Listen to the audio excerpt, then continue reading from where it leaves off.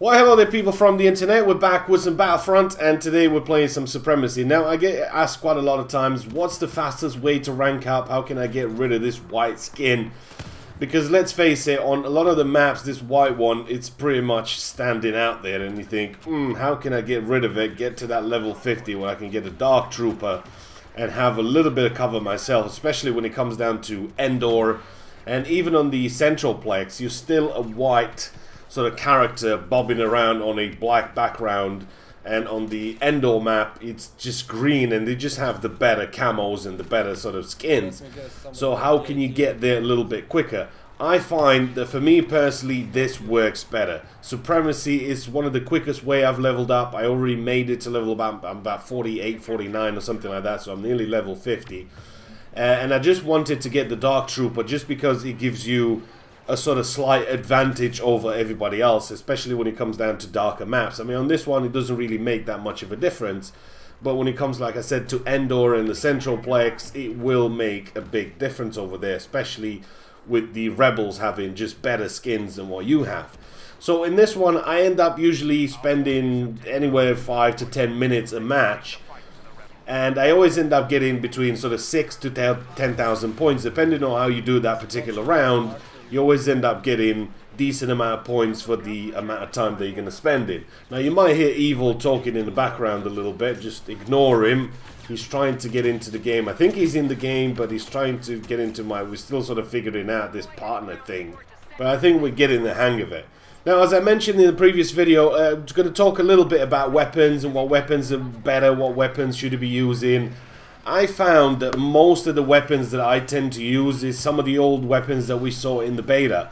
I tend to use the A280C, I tend to use that a lot, I tend to use the E11 a lot, and that's most of the weapons, and the DL44 pistol.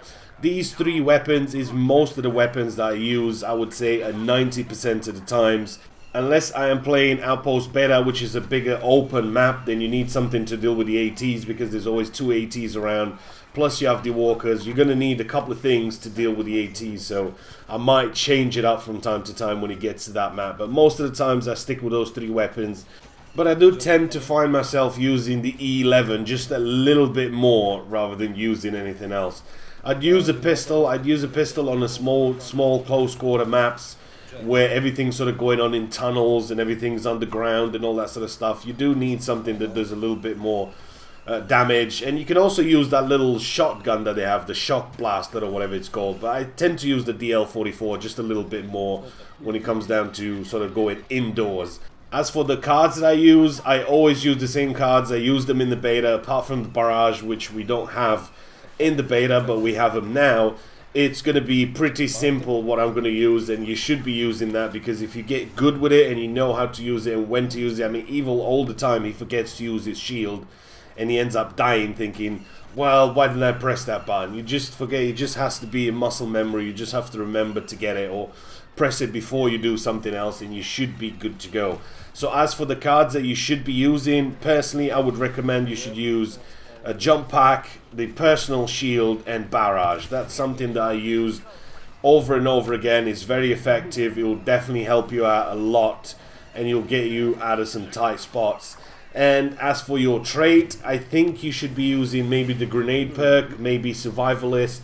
That's completely up to you again. I personally like to use them sort of both. From time to time I just switch them up a little bit just to see if I sort of do slightly better with one or the other. But you need something to protect you against the grenade spam.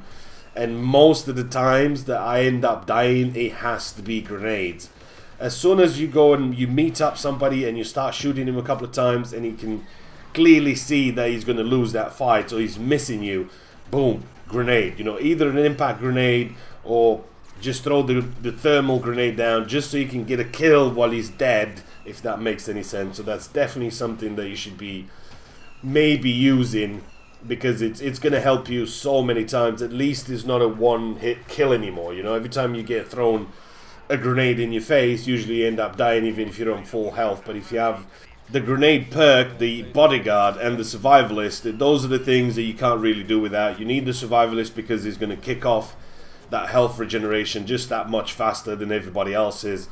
Plus you can boost that up quite a little bit and it's going to start really fast for you. And since the maps are not huge, there's always going to be some sort of damage being given to you. Even if you walk into an open space, if people are shooting randomly towards you, you're still going to get hit at least once or twice. So you want the regeneration to kick in just that little bit faster. And as I mentioned earlier on, the bodyguard is something that you do need a lot, because it's just too much grenade spam. There's so much grenade spam going on. There's just way too much, and you just need something to protect you against grenades.